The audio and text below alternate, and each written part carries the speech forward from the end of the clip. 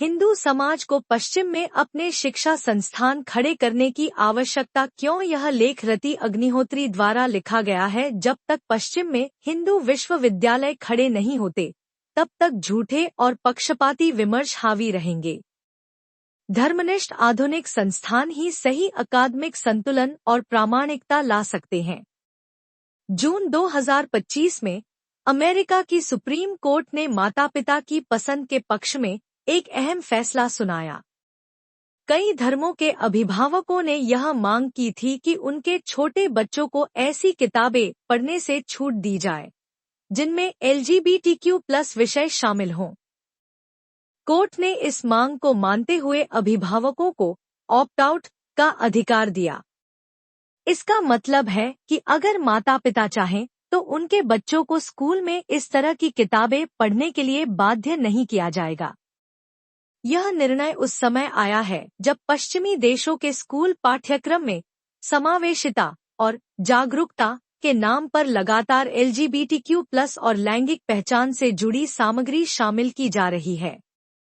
कम उम्र के बच्चों को ऐसे संवेदनशील विषयों से परिचित कराना कई समस्याएं खड़ी करता है। अक्सर बच्चे छोटी उम्र में ही अपनी पहचान को लेकर उलझन महसूस करने लगते हैं। जिस उम्र में उनमें इतनी समझ भी नहीं होती, उस समय इस तरह के विषय थोपना उनके भविष्य के लिए हानिकारक साबित हो सकता है। यह साफ संकेत है कि शिक्षा तंत्र वोक विचारधारा के प्रभाव में काफी आगे बढ़ चुका है। हालांकि इसका असर सब पर पड़ता है, लेकिन वोकिज्म से हिंदू युवाओं को सबसे ज्यादा मुश्किलें झेलनी पड़ती हैं। वोक सोच के तहत अक्सर ऐसे समूह साथ आते हैं जो खुद को पीड़ित दिखाते हैं। वामपंथी और इस्लामिस्ट नेटवर्क इन्हीं तरीकों से हिंदुओं को दमनकारी साबित करते हैं। क्रिटिकल रेस थ्योरी और इंटरसेक्शनैलिटी जैसी पढ़ाई में महिलाओं, LGBTQ+ लोगों और मुस्लिमों को हमेशा पीड़ित माना जाता है। फिर जाति के मुद्दे को बढ़ाकर हिंदू धर्म को इन सब का विरोधी और दबाने वाला बताकर बदनाम किया जाता है। वोकिज्म ने स्कूलों और कॉलेजों में हिंदू विरोधी सोच को और बढ़ावा दिया है।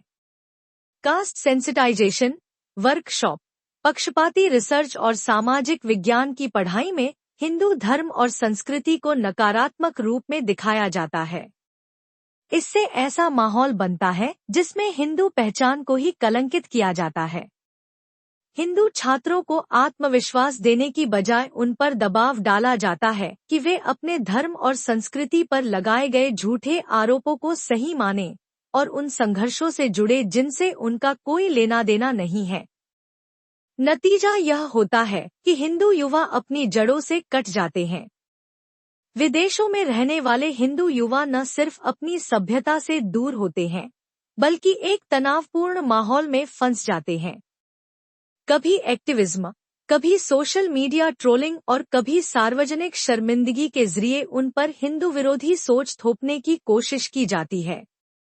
सबसे खतरनाक बात यह है कि पश्चिम में हिंदू युवाओं को इस तरह तैयार किया जा रहा है कि वे खुद ही हिंदू विरोधी बातें आगे बढ़ाएं। पक्षपाती पाठ्यक्रम, दोस्तों का दबाव और विचारधारा आधारित ब्रेनवॉशिंग मिलकर हिंदू युवाओं के लिए लंबी समस्या बन गए हैं। अगर इसे जल्द न रोका गया तो इसके बहुत बुरे नतीजे सामने आ सकते हैं। हो सकता है कि पूरी की पूरी पीढ़ी अपनी संस्कृति और सभ्यता से कटकर ऐसे जहरीले नैरेटिव का हिस्सा बन जाए, जो उनकी पहचान और विरासत को मिटाने पर आमादा है। कैंपस कट्टरता और हिंदू युवाओं का अपनी जड़ों से अलगाव। स्टॉप हिंदुद्वेषा platform. It's like that pigeon who shuts its eyes when it sees a cat coming, hoping that what it refuses to see will somehow disappear. That instinct for denial has cost us everything. Our temples, our lands, our dignity, and even our history. Calling truth-telling divisive is a moral evasion. Real harmony can't exist on a foundation of ignorance. To expose injustice is not to create conflict. It's to clear the fog that allows injustice to thrive. If acknowledging Hinduphobia and historical wrongs makes you uncomfortable, then perhaps the problem isn't with what we're saying, but with the mirror we're holding up. And remember, Closing your eyes doesn't make the cat go away. To the second reader. The anger of the impatient now to our second reader. The one whose frustration practically leaps off the screen. Every line of his email carries the pain and anger of a Hindu who feels abandoned by those he purportedly trusted to lead. His message deserves to be heard in full.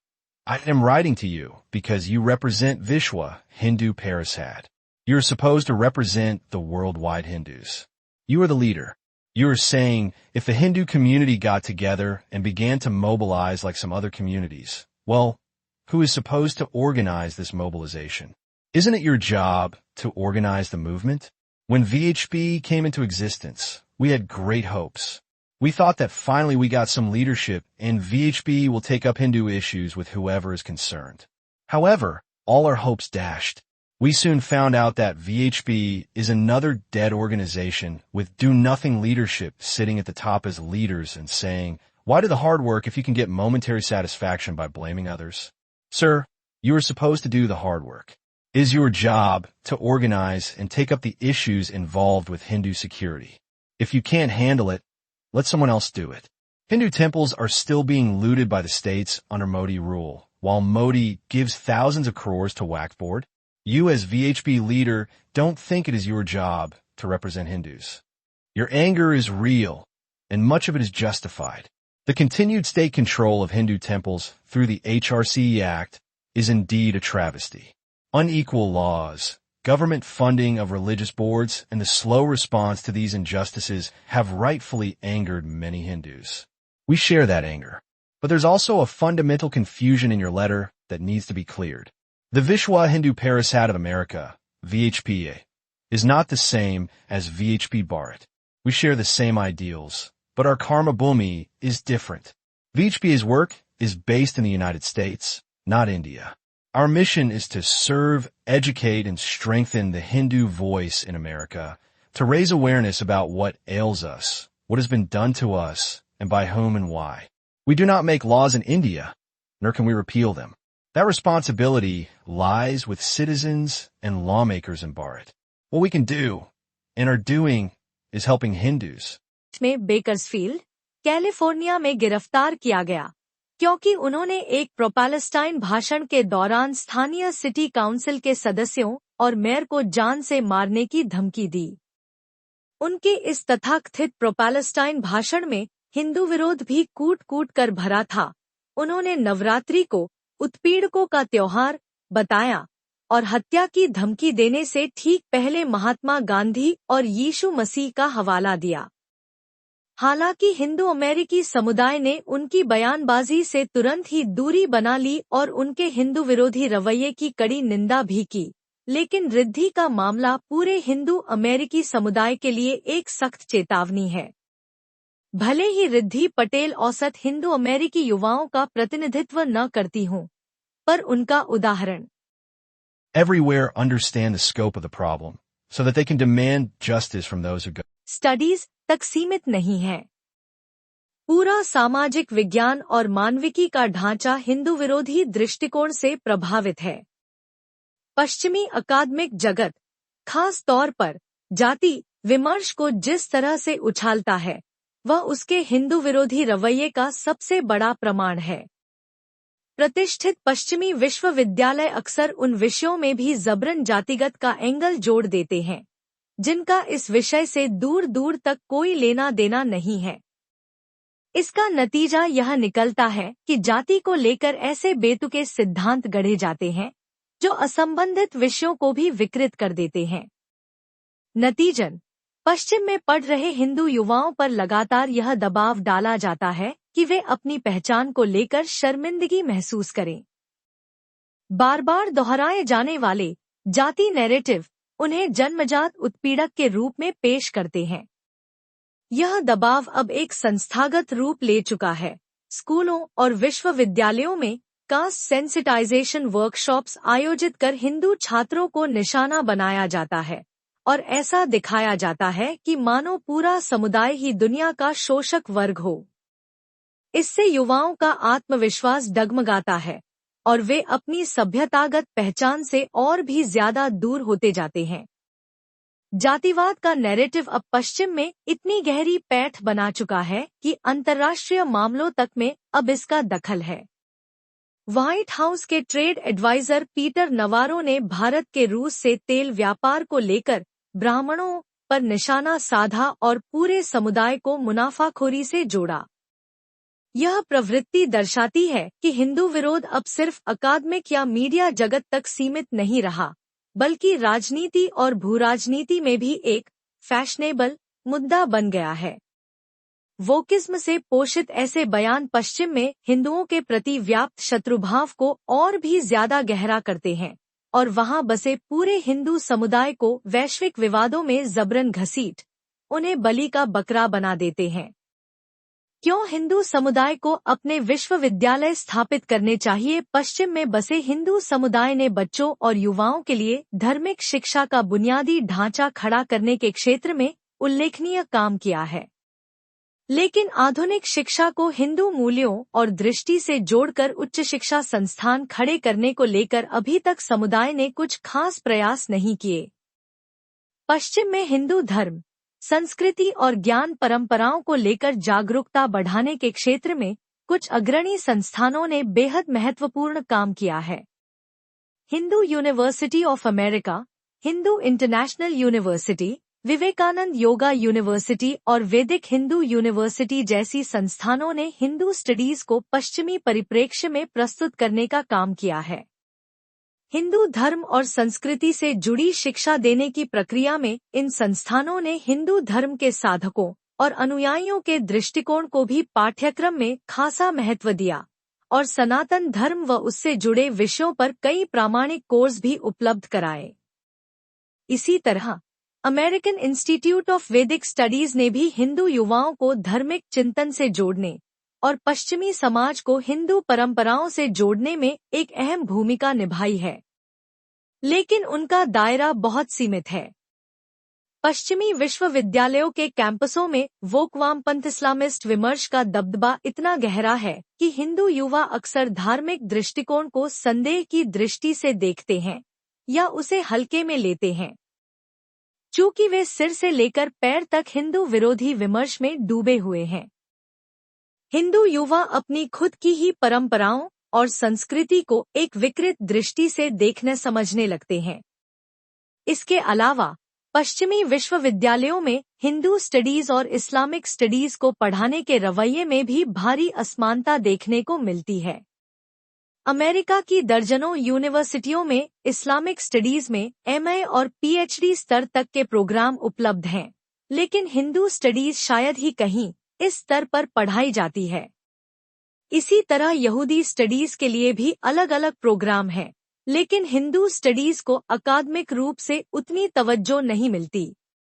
यदि हम Columbia, Harvard, New York, Stanford, Georgetown, Chicago, California, Berkeley, Pennsylvania और Yale जैसी प्रतिष्ठित यूनिवर्सिटियों के course सूची देखें तो पाएंगे कि ये सभी संस्थान इस्लामिक स्टडीज में अलग से कोर्स ऑफर करते दिखेंगे, लेकिन हिंदू स्टडीज को अक्सर साउथ एशियन स्टडीज जैसी व्यापक श्रेणियों के अंतर्गत डाल दिया जाता है। विडंबना यह है कि जहां इस्लामिक स्टडीज में इस्लामिस्ट दृष्टिकोण को ध्यान में रखते हुए उसे गहराई से समझने पर जोर दिया जाता है, वहीं हिंदू स्टडीज को अक्सर एक बेहद पक्षपाती और संकीर्ण ढांचे में बांधकर हिंदू विरोधी पूर्वाग्रह और नकारात्मक अवधारणाओं को शोध का आधार बनाया जाता है। उदाहरण के लिए, हार्वर्ड यूनिवर्सिटी का प्रिंस अल-वलीद बिन तलाल इस्लामिक स्टडीज प्रोग्राम अपने मिशन स्टेटमेंट में कहता है कि वह मुस्लिम और गैर मुस्लिम दुनिया के बीच समझ की खाई को पाटने और यह सुनिश्चित करने का प्रयास करता है कि हार्वर्ड में इस्लामिक स्टडीज की पढ़ाई इस्लाम की समृद्ध ऐतिहासिक विरासत और उसकी विविध सांस्कृतिक परंपराओं को प्रतिबिंबित करे। इसी तरह न्यूयॉर्क यूनिवर्सिटी में middle eastern and Islamic studies के लिए एक अलग विभाग है, जिसका घोषित उद्देश्य इस्लामोफोबिया का समाधान करना और इस्लाम तथा मुस्लिम दुनिया को लेकर एक संतुलित दृष्टिकोण प्रस्तुत करना है।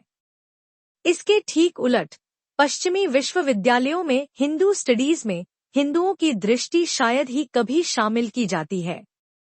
अध्ययन का मुख्य ढांचा जातिगत विमर्श और हिंदू विरोधी भावनाओं से ग्रसित अन्य विचारधाराओं पर आधारित होता है। इसी वजह से यह और भी जरूरी है कि पश्चिम में बसे हिंदू ऐसे उच्च शिक्षा संस्थान खड़े करें जो आधुनिक अकादमिक उत्कृष्टता को भारतीय दृष्टि और मूल्यों से जोड़े।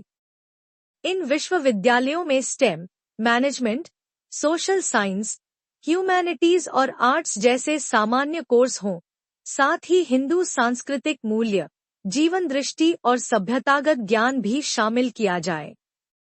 यहाँ दी जाने वाली शिक्षा का मकसद जड़ों से दूरी नहीं, बल्कि उनसे जुड़ाव होना चाहिए।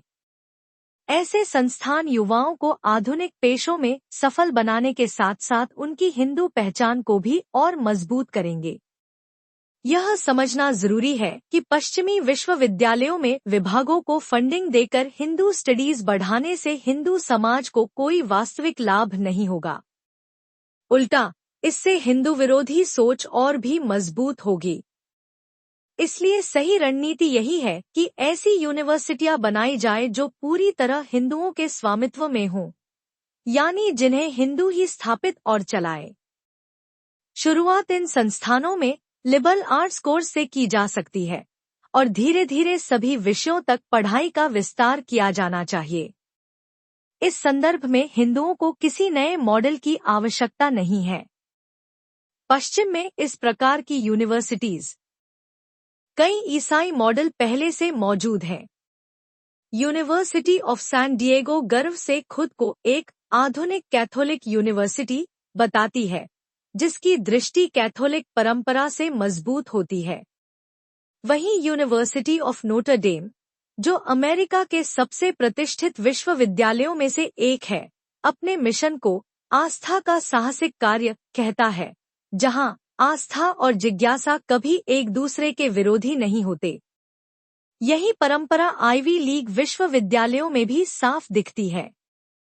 Harvard, Yale, Princeton, university of Pennsylvania, Brown, Columbia, Dartmouth और कॉर्नेल, इन सभी प्रतिष्ठित संस्थानों की नींव ईसाई परंपरा पर रखी गई थी। शुरुआत में इन्हें अमेरिका के नेतृत्वकर्ताओं की ईसाई प्रशिक्षण भूमि माना जाता था, पहले धर्मगुरुओं के लिए और फिर आगे चलकर हर क्षेत्र के नेताओं के लिए। इसी तरह ब्रिटेन की प्रतिष्ठित यूनिवर्सिटियां जैसे ऑक्सफोर्ड और कैम्ब्रिज भी खुले तौर पर अपनी ईसाई विरासत को प्रदर्शित करती हैं, भले ही वे खुद को औपचारिक रूप से ईसाई विश्वविद्यालय न कहें। हिंदुओं को ईसाई मॉडल से प्रेरणा लेनी चाहिए और पश्चिम में विश्वस्तरीय उच्च शिक्षा संस्थान खड़े करने चाहिए, जो आधुनिक वैज्ञानिक शिक्षा देने में पूरी तरह सक्षम हों और साथ ही हिंदू मूल्यों और आदर्शों को सहेजकर आगे बढ़ाए। हिंदू विश्वविद्यालयों के माध्यम से हिंदूफोबिया का प्रतिकार पश्चिमी विश्वविद्यालयों के सामाजिक विज्ञान और मानविकी विभागों में होने वाला शोध गहरे हिंदूफोबिया से भरा हुआ है। भारत पर किया गया कोई भी अध्ययन अक्सर ज़बरन हिंदुत्व, हिंदू बहुसंख्यकवाद और जाति जैसे विषयों से जोड़ दिया जाता है। हालात यह है कि जाति का विमर्श सोशल साइंस और ह्यूमैनिटीज ही नहीं, बल्कि पर्यावरण अध्ययन से लेकर विज्ञान और तकनीक तक के विषयों में भी ज़बरन घुसा दिया गया है। अगर हिंदू समुदाय पश्चिम में आधुनिक, प्रगतिशील और हिंदू दृष्टि से प्रेरित उच्च शिक्षा संस्थानों की स्थापना शुरू करे, तो धीरे धीरे सामाजिक विज्ञान और मानविकी शोध की दिशा को सकारात्मक रूप से बदला जा सकता है। भले ही ऐसे संस्थानों की संख्या कम हो, लेकिन उनका अस्तित्व हिंदू विरोधी पूर्वाग्रह से भरे पाठ्यक्रम और शोध को संतुलन दे सकता है, चाहे वह हिंदू स्टडीज के कोर्स हों या सामाजिक विज्ञान और मानविकी के अन्य विषय। पश्चिम में अगर हिंदू समुदाय अपने विश्वविद्यालय बनाने की पहल करे, तो अकादमिक जगत में फैले हिंदूफोबिया को काफी हद तक रोका जा सकता है।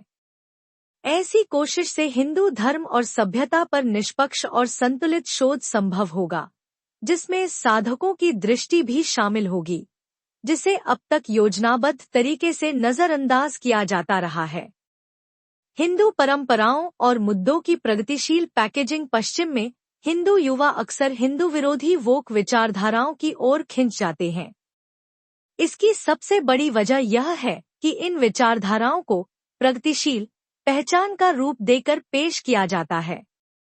दूसरी ओर जब युवाओं को हिंदू धर्म केवल धार्मिक या आध्यात्मिक रूप में पढ़ाया जाता है, तो वे इसे पुराना, संकीर्ण, कट्टर और आज के दौर में अप्रासंगिक मानकर नकार देते हैं। इसीलिए जरूरी है कि हिंदू परंपराओं और मुद्दों को इस ढंग से प्रस्तुत किया जाए कि वे आधुनिक और प्रगतिशील विमर्श से मेल खाते दिखें। वास्तव में हिंदू धर्म सबसे आधुनिक और प्रगतिशील धार्मिक परंपरा है। इसमें एक संपूर्ण जीवन दृष्टि, प्राचीन ज्ञान परंपराएं, दार्शनिक चिंतन, कला और संस्कृति के विविध रूप, मौखिक परंपराएं और विज्ञान तथा गणित का समृद्ध भंडार मौजूद है। लेकिन वोकिज्म और अब्राहमिक संकीर्णताओं के चश्मे से देखने वाली युवा पीढ़ी अक्सर हिंदू धर्म की इस गहराई और खुलेपन को समझ ही नहीं पाती। डेविड फ्रॉली ने अपनी पुस्तक व्हाट इज हिंदुइज्म में हिंदू धर्म को वैज्ञानिक धर्म बताया है। उनके अनुसार यह आत्मनिरीक्षण को प्रोत्साहित करता है और हर व्यक्ति को अपनी राह चुनने की स्वतंत्रता देता है, बिना किसी कठोर नियम या रूढ़िगत ढांचे को थोपे। आज पश्चिम में बसे हिंदू समुदाय के सामने सबसे बड़ी चुनौती यही है कि हिंदू धर्म के इन पहलुओं को आधुनिक भाषा और ढांचे में ढाला जाए।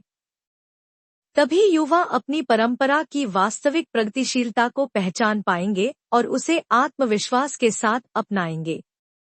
समापन पश्चिमी दुनिया में हिंदू समाज आज एक निर्णायक मोड़ पर खड़ा है। सतह पर सब कुछ ठीक ठाक दिखता है, समृद्धि, प्रभाव और राजनीतिक पहचान। लेकिन इस भव्यता की परत के नीचे एक असहज सच्चाई छिपी है। हिंदू युवा धीरे धीरे वोकिज्म और हिंदूफोबिया के जाल में फंसते जा रहे हैं। उन्हें एक बड़ी रणनीति का हिस्सा बनाकर नफरत की राजनीति में मोहरे की तरह इस्तेमाल किया जा रहा है। पश्चिम में हिंदू समुदाय पर लगातार ऐसा दबाव बनाया जा रहा है कि वे अपने ही धर्म और संस्कृति से दूर हो जाए। ब्रेनवॉश किए गए विमर्श के जरिए उनके मन में हिंदू धर्म और सभ्यता के प्रति संदेह और अविश्वास भरा जा रहा है। यह केवल विचारों की बहस नहीं है, बल्कि हिंदू पहचान और अस्तित्व पर सीधा हमला है। अगर समय रहते इसे रोका नहीं गया, तो यही युवा अपनी जड़ों से कटकर उन ताकतों के एजेंडे को आगे बढ़ा सकते हैं, जो हिंदू सभ्यता को बदनाम और नष्ट करने पर तुली हैं। अब सवाल हमारे सामने है, क्या हम अपनी अगली पीढ़ी को हिंदूफोबिया की आग में झोंक देंगे या फिर उन्हें ऐसा ठोस आधार देंगे जो हिंदू धर्म की जड़ों, मूल्यों और संस्कारों से जुड़ा हुआ हो?